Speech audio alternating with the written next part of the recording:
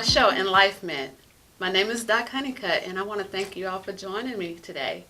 I have a really awesome show today. Oh my God, it's kind of heartfelt because this person to my right is really special to me, and I want to let them talk a little bit. I want to talk to the youth about peer pressure and things that, the things that they can look for, in school that maybe might keep them from going down the wrong road and, just kind of making good decisions. But I can't tell a teenager these days how to be a teenager. So I want you all to hear it from the teenagers themselves. So which is why I brought my special guest today. I'm going to let them introduce themselves so they can kind of warm up to the camera. How are you doing? Hey, my name is Isaiah Young. I am Doc Honeycutt's nephew. I'm Sally. Hi, I'm Alli Jolly. I'm Willis Barrino's daughter. Okay, so let's get started, you all. So tell us a little bit about you. Ladies first, I'm sorry.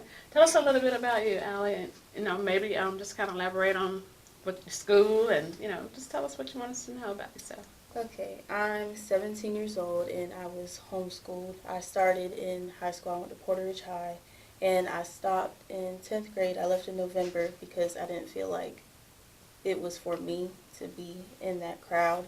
I just wanted to graduate. I want to be done with school. And so I started homeschooling, and that got me closer to God. I started building a better relationship with God and focusing on school more, and I got to graduate a year early, graduating May 6th. Oh, and yeah.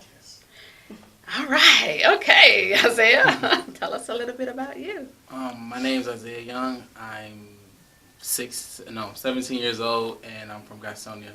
I'm originally from Charlotte. I went to West Mecklenburg High School, and people try to say and judge me from that background of going to that one school that they really know me. And growing up in that environment actually showed me that you can actually be more than what people say you are. So now I attend Ashbrook High School, and I'm here in Mount Austin. And let me say that I love you, and you were very brave to come on this show. And like I said, we just want to help the youth today. A lot of youth think that nobody hears them. So that's why I thought I should bring you all in and just give you the platform and, let them know that, you got somebody listening. So tell us about the challenges that you think you have as far as being in school as a young man. I would say first the ladies. Those are a really big challenge because they can really throw you off your grades and sports. That's another one. But if you can level everything out, you can be perfect. But if you can't, you need to know what your mandatory needs are. Your mandatory needs are to graduate. That's what you're there for, to get out of the high school so you can make something. Because only 3 places you're going after you graduate. You're going to get a job, going to college, or the military. And I've chosen to go to the military. So that's where I'm going. So his plan, he thought he was going to do work for me, being my camera person, and just not go to school. But I had to set that straight. And it's not going to happen. So Miss Alli, you said that the school environment was not for you. Mm-hmm. So what was the most challenging that you felt the most challenges that you felt you had to make you say that environment was not for you? Well, to me, in high school, I feel like teenagers really deal with more trying to fit in and trying to be perfect and trying to have this picture perfect, what they think high school is, like in the movies and all that stuff. And then when you get there, it's like a reality check and all these things happen. And for me personally, when I went into high school, I was friends with a lot of the older people.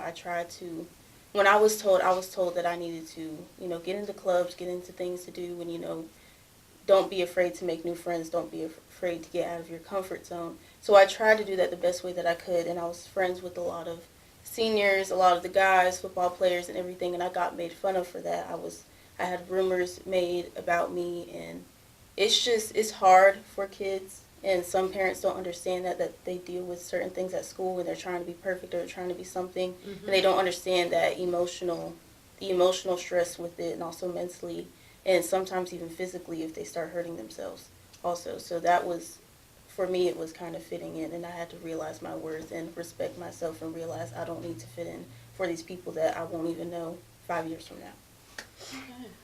So So, Isaiah, what is like the biggest school stress that you found for yourself? Fitting in. She was picked on a lot of good facts fitting in. From my background, I go to West Mac. That was the biggest culture shock was seeing in the movies. Like she said, we grew up watching little High School Musical stuff. We're all finna be all friends. It's nothing like that. My first day there, I saw a guy get jumped, and I was a freshman in high school. No one helped. Like this dude was on the ground leaking. No one helped. He was bleeding, and then security came 5 minutes later, trying to figure out what happened. I'm shook from the situation. I thought high school was supposed to be friendly games, fun. We're just here. And after that, I knew that smacked me in a reality check of no people, none of these people here are your friends. They just want to be here and you're entertaining these people until they are done with you. Mhm. And I had to learn how to be myself before pleasing other people because being yourself is going to make you happy at the end of the day, no matter who says anything about it. Right. And you lose a lot of friends too. So, how do you stay away from getting with the in crowds? Well, I think you just dip and dab into what you feel. Learning to keep your distance and have your guard up. I'd say to have your guard up when you get into high school because you don't know what you're about to deal with. You don't know the people. There's girls that could be jealous of you because you're friends with seniors. I mean, that was for me, like, I was friends with football players. Some girls didn't like me or they thought that I was doing stuff with them and they, people assume stuff. So you have to be mentally and emotionally prepared for what you're about to go through because you're about to lose friends that you probably knew in elementary school, preschool. You're going to make new friends. Mm-hmm. And so you just have to be able to get out of your comfort zone into high school because it's a whole nother scene from middle and elementary and pre. So, you said your future plans was military. Yes, Do you have any specific? I'm going in there to be an MP, which is a military police officer. So I would be guarding different things as in the bases in the afternoons or going there guarding different weapons for the military. I'll be going to the Navy. So I'm just studying for my ASVAB now, get ready to go.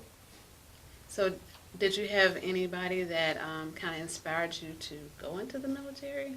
We come from a big military background, which my father and my stepmom's in the actual Navy. And I know that kind of put a big old impact on my life saying that, okay, I like it. I like the way they live, I like their lifestyle. And I would say the biggest issue with that is actually settling down and finding a relationship in that time place. Because you'll be leaving for 6 months just to be out on sea, you have to, for mandatory. And you're leaving out 6 months, how do you know that person's not changed when you come back? I know she's still the same. Right. So relationships and going into the military is something I'm not really looking at like at all because I don't want my time wasted. No one wants their time wasted at looking at I care about you, I love you, but you don't feel the same because I left. So, how do you guys stay focused for school?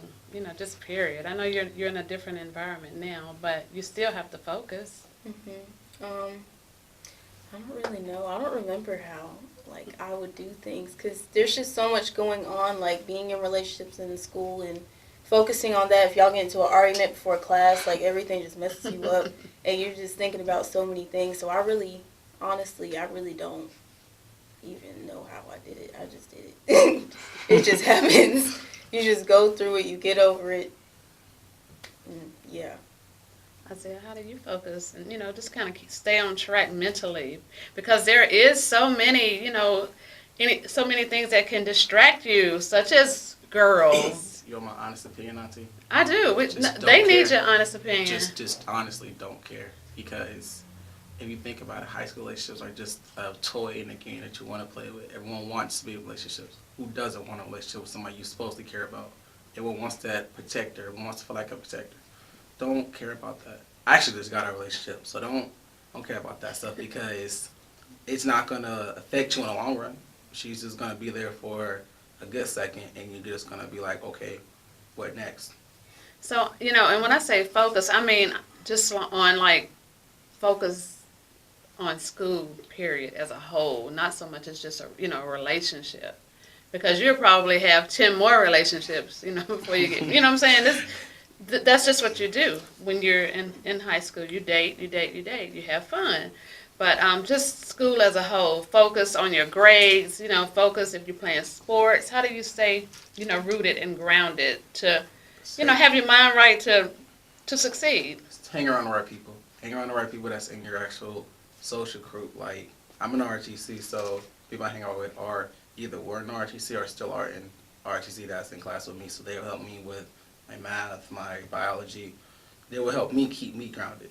So they're like, yo, we need to do this because you won't start messing up. They will help me if I start falling off. So where do you want to see yourself in 5 years? Honestly, I want to see myself alive, making money and making my family proud. Maybe have a wife, maybe not, but just keep living life. 5 years, Isaiah. Hey, 5 years can change a lot. 5 years can change a lot. 5 years, we have a new president. Oh, God, okay. How about you, Miss Alli? Where do you see yourself in 5 years? Well, I'm going to school to be a neonatal nurse, so I'll be doing that probably. That takes 6 years, so I'll probably be in there for 7 years. So I hope to be almost done with school. I don't even know about relationships because I don't really care right now. I don't really plan on doing nothing right now. Yeah, I just see myself in school, hopefully financially stable, emotionally stable, mentally stable, having good relationships with people, having good friends, and just living well. So you're going to be a neonatal nurse. I've delivered a lot of babies here in this city, and that's like the most rewarding for me to see these little healthy babies. I'm the first face that they see, when they come out, and it's very rewarding. It's just really, really nice. But yeah, so that's. Well, I wanted to do it because of my background. Tell us about it. Oh. Well, when I was a baby, I had a hole in my heart, and I had to have surgery. I had to have a VSD prepared. So I couldn't really be around things. They tried to fatten me up and tried to get it to close on its own, but it wouldn't. Mm-hmm. So I was in the NICU, and I was doing all that stuff. So I wanted to know more on my background. At first, I wanted to do ultrasound and cardiology, but I wanted to work more with babies because I wanted to help people and save lives, but I'm not really good working with older people because my mom works in that, and I got a little taste of it, and getting attached and then them leaving doesn't really sit with me. And I know babies do that too, but I'm just more at peace with it because I know, Yeah. So, okay, we got a few more minutes. So I want to hear from you guys. I want you to give us some really awesome tips about, peer pressure and stresses in school. What are some of the things that we can do to keep those stress levels down? For test days. Don't procrastinate and always walk into it as a regular day. Don't overthink it. Don't overthink it because you overthink it, you get test anxiety. You do that, you start failing. So that's my best way to say it. Okay. Do you play any sports? Not at the moment now. Next year I'm gonna go out for the football team just to put something under my belt, but nothing special. So that means you need to start running with me now. I can run track, Auntie. No, you need to start running with me Why? now because you gotta condition your body. I'll get you straight. How about you? Give us some nice tips for the young ladies. I feel like you really have to discipline yourself. You got to know your boundaries. You got to figure out you. You need to figure out who you are, and you need to discipline yourself with what you're going to do. Yeah, and you can't just always remember that you have to love who you are. If you don't love yourself, there's no room to be able to love anybody else, and you're going to always try to find fault in everything until you actually love yourself and own who you are. Am I right? You have to be confident and walk tall. Always. Well, I feel like some youth really need to learn how to be alone. I feel like everyone now feels like they need someone, or it's all, oh, I don't need you. And to be honest, we do need people, but I feel like it's healthy to know how to be alone. You need to learn how to be on your own and be independent and be able to do your own things without needing people, because once you start getting attached to people and getting clingy, not that that's a bad thing, but when you don't know how to not be away from people, that's when you get stuck. Yeah. And that's when you need to really discipline yourself to know how to step back and be like, okay, I need time to myself. So that's the first part of my show, you all. And when I come back, I'm going to have an awesome mentor that mentors young guys. And when I say a ministry out of this world, he's going to blow our minds. So when we come back, we're going to have Mr. Willis Barrino sitting on the platform of from Enlifement. So we'll stay tuned. We'll be right back. Welcome back to my show, Enlifement. And if you don't know me, my name is Doc Honeycutt, and I am the host of this show. And I promised you that when I came back, I was going to have an awesome mentor on my platform, and I delivered. So I have Mr. Willis Barrino, and like I said, a ministry out of this world. And, I just wanted so much for my nephew, Isaiah Young, which is on my platform as well, to meet him and to connect with them and, just kind of chop it up. So now I'm going to let him have the floor because you've heard the first half of the show. Mm-hmm. Okay, so just tell us a little bit about what you think about, why everybody's so stressed out in schools. It's peer pressure, because everybody want to keep up with the Joneses. Everybody want to have the flyest Jordans or the ugly Vans, and everybody want to be cool or whatever. And it's hard sometimes when your family don't have that money. So, then you'll pick at the next person because you want people not to pick at you. So you'll find somebody to be your victim. So I understand what my daughter and the young brother was saying. And I'll say this. If nobody else ever tell you this, I'm going to tell you. I am proud of you. You're an intelligent African-American male. Everything you do from this day forward will be your decision. Make the best of it. Do not allow anybody else to let you become a victim. Keep doing exactly what you're doing. When you find your path, I'll say this. I say, God, if you like my path, I'll follow it. That's all you got to do. So I'm proud of you. You're strong. You're beautiful. Don't let nothing change that. And it's going to be hard. It really is. And I don't want to be, to make this thing down, but you remember this. As an African American male, you have a target on your back. So you have to remove that target. And you do that by your education. And even with your education, that does not necessarily mean that you will not become a victim. But if you're educated, you can teach yourself ways to alleviate or minimize those chances of you becoming a victim. Never let anybody deter that.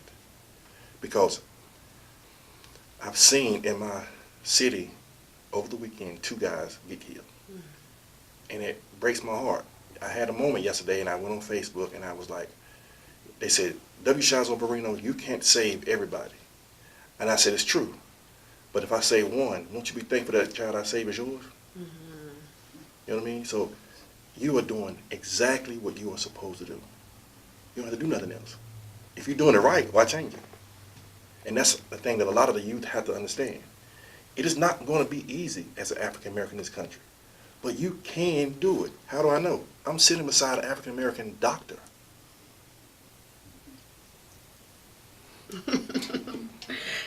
I want you to back up. And I know you have no problem talking about your past. But I just want you to let Isaiah know that you were not always the man that you are today. That is true. I did 13 years and 5 days in federal prison for armed bank robbery. I am a convicted felon.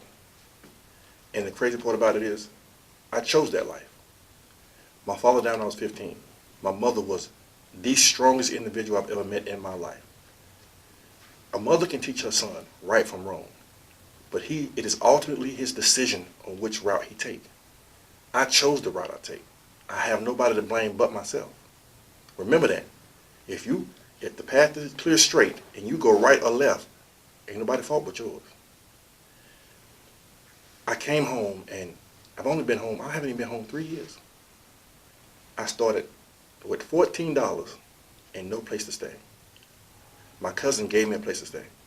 My apostle at my church gave me a room at essentially like a boarding house or a transitional home, which means you're transitioning back into society. People didn't understand. I got out August the 18th. I had a job September 1st. I went to work. I bust my butt because I wanted to prove to my children that there is something better.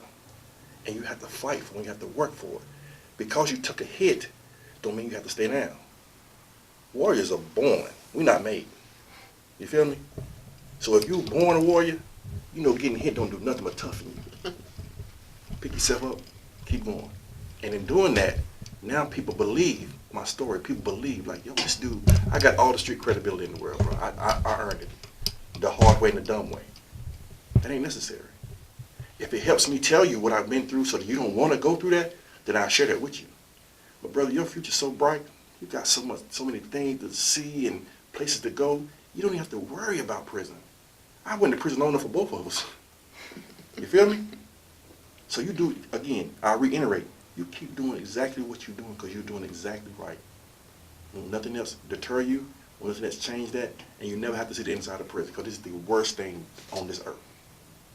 It is, you will lose everything. You will lose your soul. You will lose your mind in there because you can't help nobody. You can't help yourself.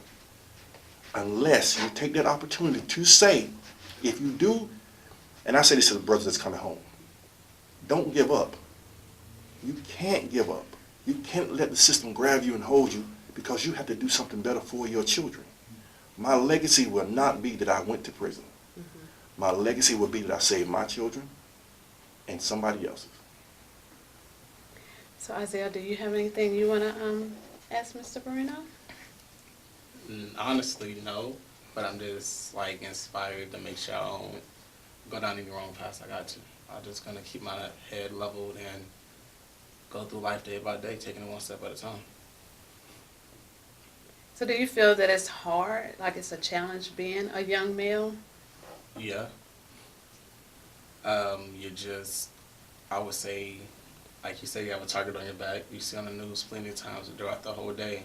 Somebody's getting shot here, someone's getting shot there. We have school shootings happening now everywhere. And it's like, wow, the school shooting in Maryland looked just like my school in Gastonia. So I had to really look at it like, that can happen. And if that happens, what am I going to do? Follow the teachers until I sit in the classroom, or am I going to try to save myself and my fellow peers and get out? Because sitting in the classroom, I'm not going to do that. Y'all can say I'll skip class, give me 10 days for that. If you want to send me, I'm not going to sit in that classroom and just be quiet, hope he doesn't come to the door. If anyone's that smart, they're going to shoot the door. They're going to come through the door. They're not going to just come walk through the hallways. They came there for a purpose, and their purpose was to hurt somebody, to hurt people. And all I have to say to that situation is, if I see you and I know you're going to need help, I'm going to help you. I'm always going to be able to help people because that's the way I am. I love to help. Even if it hurts me at the end of the day, I still love to know I helped you, I tried. Because that's just how I was raised. I'm the oldest out of my nephew, my brother, my little sister. I'm the oldest. So I have the responsibility in that whole fatherly figure kind of, because I looked after them when they were younger. I was up there raising them. So you call me kind of a little dad if you want to, but I'm just a protector at the end of the day. You know, it's something that our children have to go to school worrying about if somebody's going to come in. And I mean, when we were going to school, all we had to worry about was what we was going to do for the weekend. Yep. You know, now they have to worry about a totally different game. You know, I'll say this. African American boys are an endangered species in this country. A man can shoot a deer, load that deer on his truck. He would lose his rifle, he would lose his hunting license, he would lose his truck, and he would go to federal prison. But if he shoot an African American boy, he's going to get found not guilty. Where is the justice in that? See, my organization, which is not on my watch, we are proactive. We are not reactive. I would not be standing at anybody's funeral. I would not be going to any jail to visit any child because I'm going to be there to ensure that he don't get to that. So if that's what you want your son to go through, then don't call me. But if you want your son to go through something different, then you call me and I'll show him something different. See, I'm inspired too. I'm inspired by young guys like you because I see our future. My daughter inspires me. I see our future. I know our future is bright. But what we have to do is what you did today, Doc. We have to listen to them. You know, when I was in school and I got in trouble, whatever, the worst thing that is funny to me, the worst thing that I had to worry about was a cop arresting me if I skipped school or threw rock or something. You know what I mean? Now our children have to worry about a cop shooting them. if they skip school, or if they go to a party and the party's too loud. So when did society shift to say, you know what, we don't lock all their fathers up, so we're just going to shoot the kids? Okay, you want to stop that? Well, get out there in the street with them. Talk to them. Show them something different. Say, hey, bro, because you came from this environment does not mean you have to stay in this environment. There's so many opportunities. Don't let nobody tell you what the white man is holding me down. No, he's not. You're holding yourself down. You're using that as a crutch. I've been home 3 years from federal prison as a convicted felon. I've been working the entire time I've been home. I put myself back in truck driving school. I got my CDL license, and I started driving trucks. So don't tell me if I can do it in my 40s that a young fellow at 17 can't do it. Right. You have to believe in yourself, because the minute you start believing in yourself, everybody else will too. That's like so handy. That's like my mom told me, they give us the gun, doesn't mean we have to shoot it. That's exactly right. They'll give you the tools to do whatever you want, doesn't mean you have to do it. They give you money, do you have to spend it? You can save it. You can do something better with it once it starts to grow. That's right. So I think about it as a standpoint of, yeah, black kids got it rough.